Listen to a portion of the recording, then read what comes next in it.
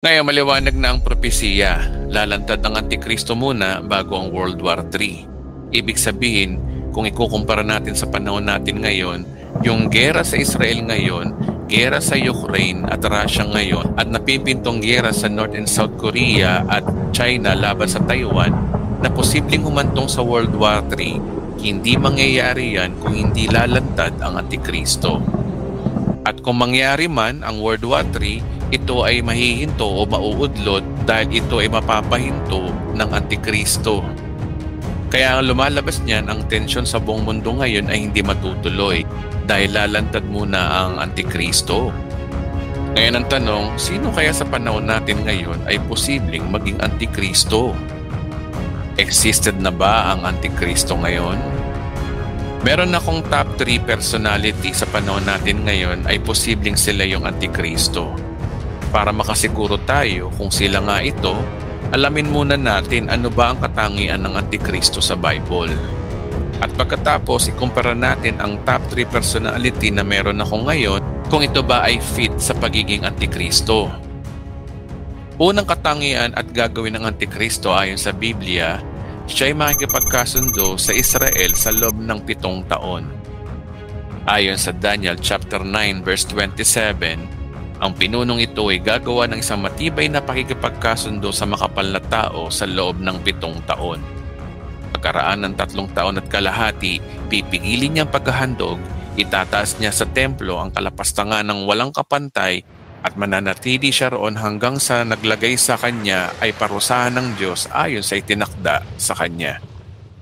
Ang propesiyang ito ay hindi pa nangyayari sa kasaysayan ng bansang Israel, na ang pinunong sinasabi diyan ay may kipagkasundo sa Israel sa loob ng 7 taon.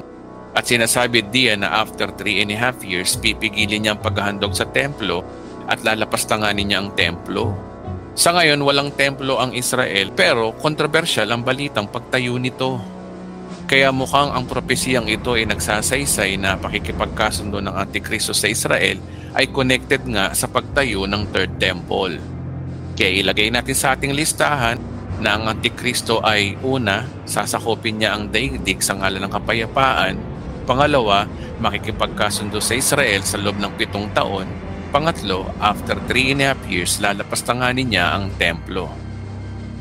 Ngayon, ang pang-apat naman na katangian ng Antikristo ay sa kanyang taglay na popularidad at karisma, mamahalin siya ng daigdig. Ayon sa Daniel chapter 7 verse 8, pinagmasdan kong mabuti ang mga sungay at nakita kong may tumubo pang isa. Ang 3 sungay ay nabunot upang magkaroon ng puwang ang sungay na tumutubo. Ang sungay na ito ay may mga mata na tulad ng tao at may bibig na nagsasalita ng sobrang kayabangan. At sinabi sa Daniel chapter 7 verse 25, magsasalita siya ng laban sa kataas-taasan at pahihirapan niya ang mga hinirang ng kataas-taasang Diyos. Tatangkain niyang baguhin ng kautusan at mga takdang kapanahunan. Ang mga hinirang ng Diyos ay ipapailalim sa kanyang kapangyarihan sa loob ng 3 taon at kalahati. Sa mga verses na yan na ang nakatakdang Antikristo ay mararating talaga ang lubos na tagumpay. Makapangyarihan ng kanyang pananalita, mababago niya ang mga batas ng mundo dahil sa kanyang karisma. At nabanggit nga diyan yung kapangyarihan niya sa loob ng 3 taon at kalahati, na connected sa timeline na mangyayari sa 7 years of tribulation. Isa pang katangian ng Antikristo ay may pangyayari sa kanya na magugulantang ang buong mundo. Na yung pang-5, magkakaroon siya ng sugat sa ulo na ikamamangha ng daigdig. Kung babasahin natin sa Pahayag chapter 13 verse 3, ang isa sa mga ulo ng halimaw ay parang may sugat na halos ikamatay nito. Ngunit ito'y kumaling. Namangha ang buong daigdig sa nangyaring ito at nagsisunod sila sa halimaw. Ayon sa mga Bible scholars, yung sugat na gumaling ay isang figure of speech na ang Antikristo o yung halimaw ay mukhang may magtatangka sa kanyang buhay sa pamamagitan ng assassination. Isang assassination na hindi nagtagumpay na lalong ikinamangha ng buong daigdig. Ang Antikristo ay maaaring mamatay ngunit siya'y muling mabubuhay at mamamangha ang buong daigdig. Isa pa sa nakatakdang gagawin ng Antikristo ay pupugutan niya ng ulo ang sino mang hindi tumanggap ng tatak ng halimaw. Ayon sa Pahayag chapter 20 verse 4, nakita ko ang mga kaluluwa ng mga taong pinugutan dahil sa pagpapatotoo tungkol kay Jesus at pagpapahayag ng salita ng Diyos. Hindi sila sumamba sa halimaw ni sa larawan nito, ni tumanggap man ng tatak ng halimaw sa kanilang noo o sa kamay. Pinapakita diyan na sa panahon ng kanyang paghahari sa buong mundo, sa pilitan niyang patatatakan ang lahat ng tao at kapag hindi mo ito tinanggap, ang way ng kanyang death execution ay pagpugot ng ulo. Sa 6 na listahang ito ay mga katangian ng Antikristo ay ayon mismo sa Biblia. Ito ay napaka-biblikal, kaya kung gusto ninyong basahin sa Biblia, nakalagay po diyan ang verse sa Bible for your reference. Ngayon, gaya ng sinabi ko kanina, may 3 tao sa ating listahan na posible kaya na sila yung Antikristo. Kaya disclaimer lamang po, ang mga susunod na aking sasabihin ay base sa aking pag-aanalisa at pagtagpi-tagpi ng impormasyon na aking nakalap sa ilang mga Bible scholars, history, at world news. Nasa inyo pa rin ang desisyon kung paniniwalaan nyo ito o hindi. Bagamat may biblical passage akong ipapakita, ito ay sama-sama nating imbestigahan sa pamamagitan din naman ng banal na kasulatan. Ang pangatlo sa top 3 ng ating listahan ay ang Santo Papa sa Roma. Gaya ng binasa natin kanina, ang kabayong puti ay sumisimbolo sa Antikristo.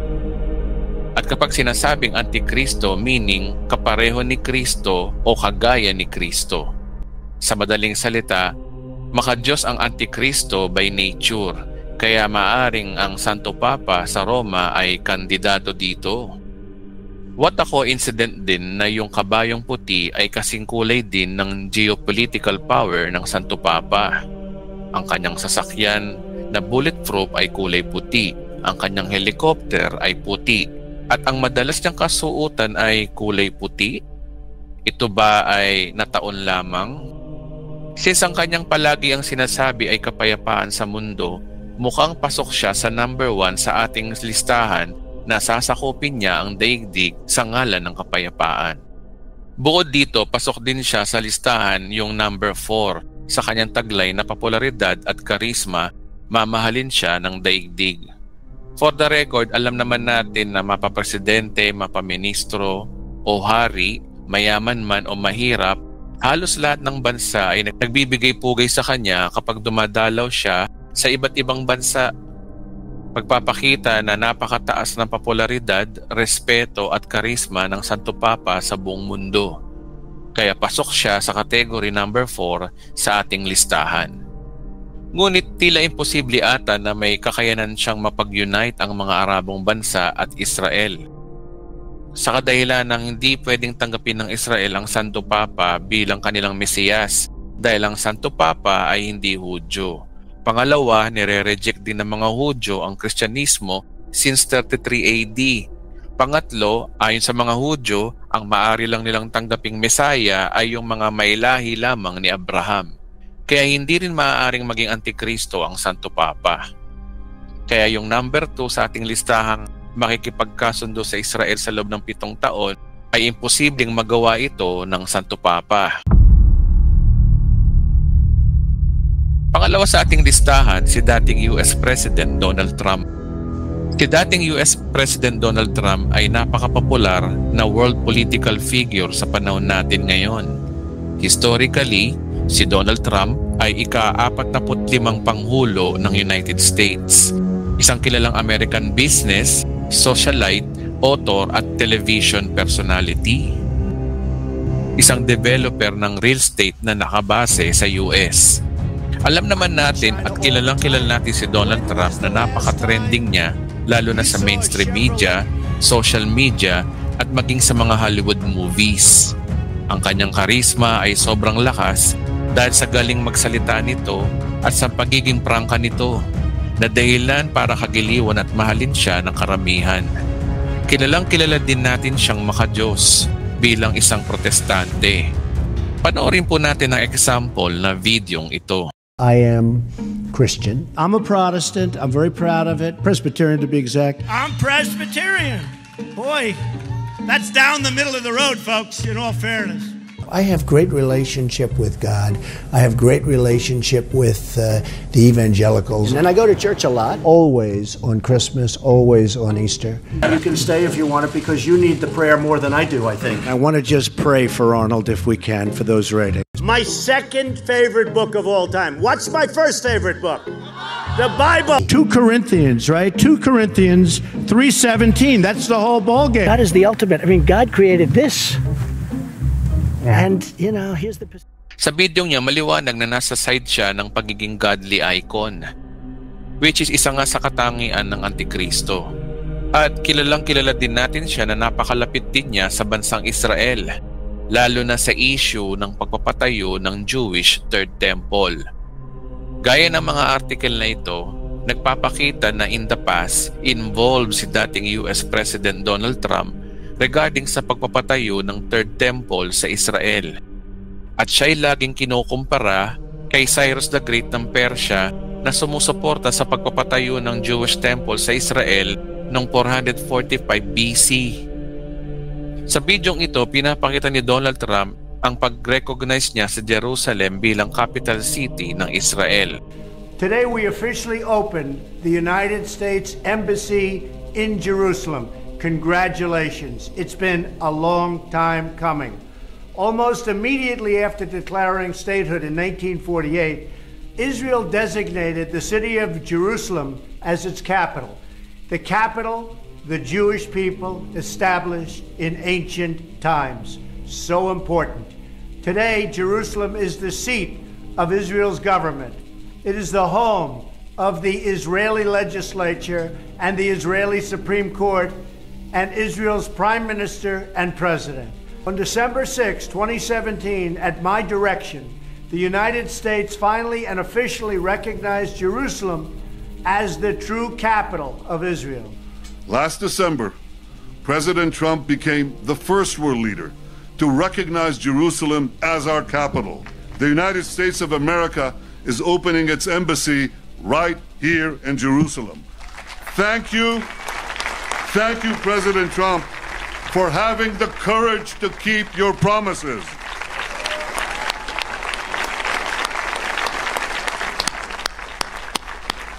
Sa madaling salita, mukhang pasok si Donald Trump sa katangian ng Antikristo na maitayo ang Third Temple sa Jerusalem na gaya ng ating nasa listahan sa number 3. At isa pa sa nakakamangha kay Donald Trump, confident siyang magsabi na kaya niyang hindi mangyari ang mga giyera sa panahon natin ngayon. Gaya ng pangyayari sa labanan ng Ukraine at Russia ngayon, kung siya daw ay presidente ngayon, may paraan daw siya na ito ay hindi mangyari. Panoorin po natin ang example na bidyong ito. I will prevent and very easily World War III, very easily. Before I even arrive at the Oval Office, I will have the disastrous war between Russia and Ukraine settled. It will be settled quickly. Quickly. I will get the problem solved, and I will get it solved in rapid order, and it will take me no longer than one day. I know exactly what to say to each of them. I got along very well with them. Sa videong ito, isang revelasyon na confident siya na may paraan para hindi matuloy ang mga giyera na yan. Gaya na nangyayari sa panahon natin ngayon. Which is ganito talaga ang ugali ng isang Antikristo. Isa pa sa pangyayari sa buhay ni former US President Donald Trump ay yung pangyayaring assassination sa kanya noong July 14, 2024 sa Pennsylvania. Sa pangyayaring ito, naging sobrang trending nito sa buong mundo at maraming humanga sa kanya sa pangyayaring ito. Ang pangyayaring ito ay kapareho ng ating listahan sa number 5 na magkakaroon siya ng sugat sa ulo na ikamamangha ng daigdig. Kung babasahin muli natin ang Bible verse, isa sa mga ulo ng halimaw ay parang may sugat na halos ikamatay nito. Ngunit ito'y gumaling na manghambong daigdig sa pangyayaring ito at nagsisunod sila sa halimaw. Kaya ang verse na yan ay medyo nakakakilabot dahil kuwang-kuwa niya yung nangyari kay former US President Donald Trump. Si Donald Trump kaya ang sinasabi sa Bible verse na ito? At ang top 1 sa ating listahan, sabi daw nila, pwedeng isang Muslim ang maaring maging Antikristo. Kasi ang Muslim ay may katuruan din na tinatawag na Islamic eschatology. Kung tayo mga Christian ay may Christian eschatology o pag-aaral sa end times, ganun din ang Islam. Meron din silang propesiya sa end times. Ayon sa mga Muslim, bago mangyari ang katapusan ng mundo, lilitaw sa kanila ang kanilang dakilang bayani na tinatawag na The Mahdi. Ayon sa Wikipedia, ang Mahdi ay isang figura ng Islamic eschatology na paniniwalang lilitaw sa katapusan ng panahon upang alisin sa mundo kasamaan at kawalan ng katarungan. Sinasabing siya ay isang inapo ni Muhammad na magpapakita kaagad bago kay Jesus.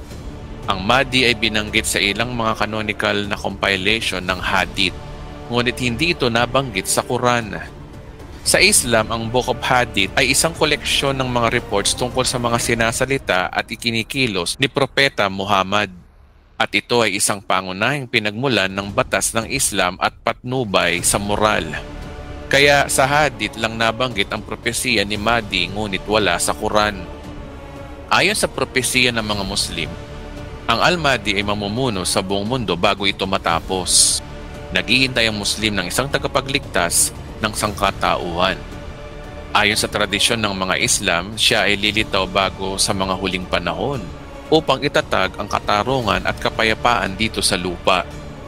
Itatag ang Islam bilang tanging religion at mamumuno sa mundo bago ang katapusan ng mundo. Ang nakakaintriga sa propesiya ng Al-Mahdi ay kung ilang taong maghahari sa buong mundo ang The Mahdi na ito. Kung i-google mo kung ilang taon ang paghahari ng Al-Mahdi sa buong mundo ayon sa Islam, ay ito ang sinasabi. In Islamic eschatology, the Mahdi is said to rule the world for 7 years. Ayon sa Islamic University, ito naman ang sinasabi. He will fill the earth with equity and justice as it was filled with oppression and tyranny, and he will rule for 7 years. 7 years? Pero ayon sa Bible, ang Antikristo ay makikipagkasundo sa Israel sa loob din ng 7 years. At mamamatay ang Antikristo after 7 years. Coincident po ba ito? So may possibility kaya na ang The Mahdi ang hinihintay ng Muslim ay yung Antikristo sa Biblia? Well, kayo na po ang mangusga. Ito lang po ay base lamang po sa ating pag-aanalisa. Ayon sa listahan natin, pasok siya sa number 2 na makikipagkasundo sa Israel sa loob ng 7 taon. At isa pa sa nakakamangha sa Muslim ay karaniwan ng kanilang death execution ay pagpugot ng ulo. Wherein, what a coincidence na ang Antikristo ay gagawin niya ito sa mga huling araw. Napupugutan niya ng ulo yung mga Kristiyano. Kung babasahin natin ang Revelation chapter 20 verse 4, nakita ko rin ang kaluluwa ng mga pinugutan dahil sa pagpapatotoo tungkol kay Jesus at paghahayag ng salita ng Diyos. Hindi sila sumamba sa halimaw o sa larawan nito tumanggap ng tatak ng halimaw sa kanilang noo. Binuhay silang upang maghari kasama ni Kristo sa loob ng 1,000 taon. Kaya yung number 6 sa ating listahan ng katangian ng Antikristo na pupugutan niya ng ulo ang sino mang di tumanggap ng tatak ng halimaw ay what a coincidence din na ang pamamaraan ng death sentence ng mga Muslim ay pagpugot din ng ulo. Well, make sense na pwedeng isang Muslim o mula sa Arabong bansa magmula din ng Antikristo. Ang tensyon sa pagitan ng mga Arabong bansa at sa Israel, ang tanging solusyon diyan ay nasa parehong panig mismo. Hindi European, American o sino mang religious leader ang pwedeng magpakalma sa pagitan ng mga Hudyo at Muslim, kundi tanging isang Muslim din ang makapagbibigay ng kapayapaan dito. Remember, ang Muslim ay anak din ni Abraham. Sila ay mula sa lahi ni Ishmael na kapatid ni Isaac. At isa sa mga anak ni Isaac ay si Israel. Kaya posibleng kapag anak ni Abraham ang tumulong mismo sa Israel, may kredibilidad itong maging tagapayapa sa pagitan ng mga Arabong bansa at ng Israel. Lalo na sa pagpapatayo ng Third Temple. Katunayan, ang pagkakaisa ng mga Hudyo at Arabong bansa ay nakikita na natin sa tinatawag na Abrahamic Family House, Abu Dhabi. Dito ay tabi-tabi ang moske ng Muslim at sinagoga ng mga Hudyo at kasama na rin ang mga Katoliko. Kapag naandyan ang Antikristo at kung isang Muslim ang Antikristo, madali ng pag-usapan ang pagtayo ng Third Temple. Kaya malaki ang posibilidad din na ang Antikristo ay isang Islamic Antichrist. Sa nangyayari sa Israel ngayon, kagaya kamakailan lamang, ang pinuno ng Hamas na si Yahya Sinwar ay naitumba na ng mga Hudyo. Hindi natin alam kung saan ba hahantong ito at anong magiging epekto nito sa kaguluhan sa gitnang silangan. Ang Russia ay mukhang sumasali na sa panig ng Iran laban sa Israel at Amerika na nagbibigay ng balanse sa laban sa Middle East. Kaya itong nakakatakot dito, kaibigan. Pwedeng itong simulan ng world war or pwedeng nuclear war. Pero maliwanag sa sinasabi ng Biblia na lalabas muna ang Antikristo bago magkaroon ng kapayapaan sa Middle East. Sa madaling salita, bago ang World War III, lilitaw muna ang Antikristo para ipromote ang kapayapaan sa mundo. Bagay na sinasabi na ng Biblia. Kung babasahin natin ang 1 Thessalonians chapter 5 verse 3, while people are saying peace and safety, destruction will come on them suddenly. Itong verse na ito ay nagpapatunay na nakapropesiya na sa Bible, meron tao magpopromote ng kapayapaan, pagkatapos nito isang malaking sakuna ang mangyayari. Magpapakita ng kapayapaan muna bago World War. Puting kabayo muna bago ang pulang kabayo. Kaya mukhang ang gera sa Israel ay hindi pa simula ng Tribulation Age. Antayin natin kung sino yung tao magbibigay ng kapayapaan sa Israel o sa buong mundo dahil ang lahat ng nangyayari sa mundo ngayon ay naisulat na sa Biblia.